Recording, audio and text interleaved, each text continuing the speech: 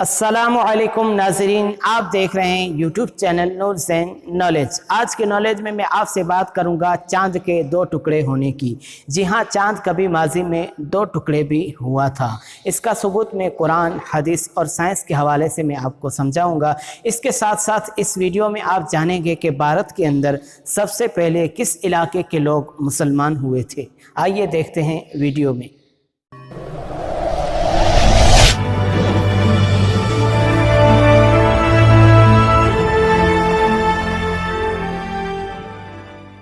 Apollo 10 اور Apollo 11 کے ذریعے ناسا نے چاند کی جو تصویر لی ہے، اس سے صاف طور پر پتہ چلتا ہے کہ زمانہ ماضی میں چاند دو حصوں میں تقسیم ہوا تھا۔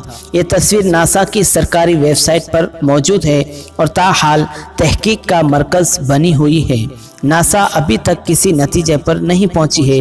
اس تصویر میں راکی بیلٹ کے مقام پر چاند دو حصوں میں تقسیم ہوا نظر آتا ہے، جس کا بیان اللہ تعالیٰ نے قرآن مجید میں سورہ قمر میں اس طرح بیان کیا: قیامت قریب آ گئی اور چاند پھٹ گیا۔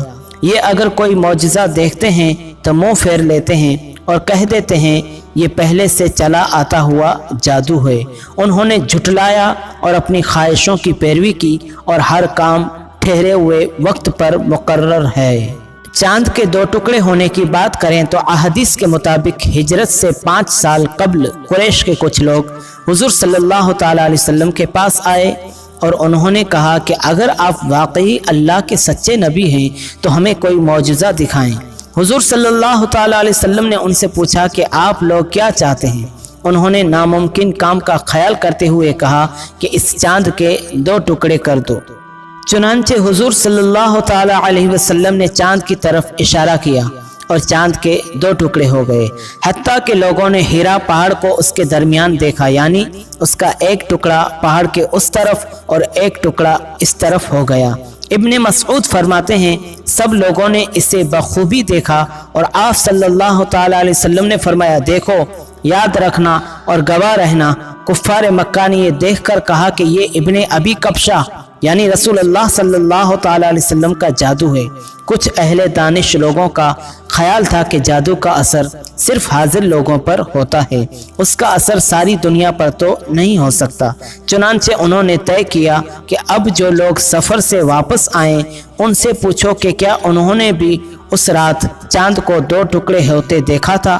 چنانچہ جب وہ آئے ان سے پوچھا، انہوں نے بھی اس کی تصدیق کی کہ ہاں فلاں شب ہم نے چاند کے دو ٹکڑے ہوتے ہوئے دیکھا ہے۔ کفار کے مجمع نے یہ طے کیا تھا کہ اگر باہر کے لوگ آ کر یہی کہیں تو حضور صلی اللہ تعالیٰ علیہ وسلم کی سچائی میں کوئی شک نہیں۔ اب جو باہر سے آیا، جب کبھی آیا، جس طرف سے آیا، ہر ایک نے اس کی شہادت دی کہ ہم نے اپنی آنکھوں سے دیکھا ہے۔ اس شہادت کے باوجود کچھ لوگوں نے اس معجزے کا یقین کر لیا، مگر کفار کی اکثریت پھر بھی انکار پر اڑی رہی۔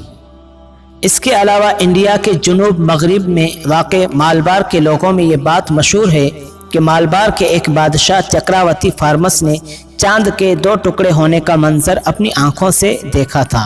اس نے سوچا کہ ضرور زمین پر کچھ ایسا ہوا ہے کہ جس کے نتیجے میں یہ واقعہ رونما ہوا۔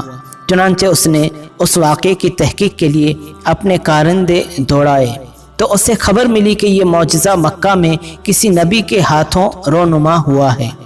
اس نبی کی آمد کی پیشن گوئی عرب میں پہلے سے ہی پائی جاتی تھی۔ چنانچہ اس نے نبی صلی اللہ تعالیٰ علیہ وسلم سے ملاقات کا پروگرام بنایا اور اپنے بیٹے کو اپنا قائم مقام بنا کر عرب کی طرف سفر پر روانہ ہوا۔ وہاں اس نے نبی رحمت صلی اللہ تعالیٰ علیہ وسلم کی بارگاہ میں حاضری دی اور مشرف با اسلام ہوا۔ نبی کریم صلی اللہ تعالیٰ علیہ وسلم کی ہدایت کے مطابق جب وہ واپسی سفر پر گامزن ہوا تو یمن کے ظفر ساحل پر اس نے وفات پائی۔ یمن میں اب بھی اس کا مقبرہ موجود ہے، جس کو ہندوستانی راجہ کا مقبرہ کہا جاتا ہے، اور لوگ اس کو دیکھنے کے لیے وہاں کا سفر بھی کرتے ہیں۔ اسی معجزے کے رونما ہونے کی وجہ سے اور راجہ کے مسلمان ہونے کے سبب مالبار کے لوگوں نے اسلام قبول کیا تھا۔ اس طرح انڈیا میں سب سے پہلے اسی علاقے کے لوگ مسلمان ہوئے تھے۔ اس کے بعد انہوں نے عربوں کے ساتھ اپنی تجارت کو بڑھایا۔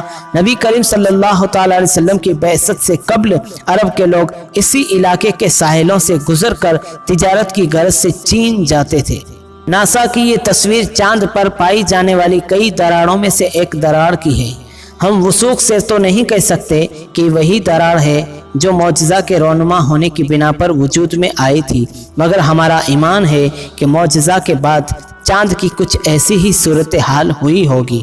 بہرحال سائنسدانوں کے بیانات سے یہ بات ثابت ہو جاتی ہے کہ قرآن کریم نے جس واقعہ کا ذکر آج سے 1400 سال پہلے کیا تھا وہ بالکل برحق ہے۔ یہ نہ صرف قرآن مجید کی سچائی کی ایک عظیم الشان دلیل ہے، بلکہ یہ ہمارے پیارے نبی امام الانبیاء کی رسالت کی بھی لاریب گواہی ہے۔ اللہ تعالی ہمارے ایمان کو اکمل و کامل کرے اور ہمیں قرآن و حدیث کے مطابق اپنے عملوں کو سنوارنے کی توفیق عطا فرمائے، آمین۔ اگر آپ کو یہ ویڈیو اچھا لگا ہو تو ضرور لائک کریں، شیئر کریں۔ اگر آپ نے چینل کو سبسکرائب نہیں کیا تو ضرور سبسکرائب کریں۔ ایک بار پھر نیو نالج کے ساتھ حاضر ہوں گے، تب تک کے لیے السلام علیکم ورحمۃ اللہ وبرکاتہ۔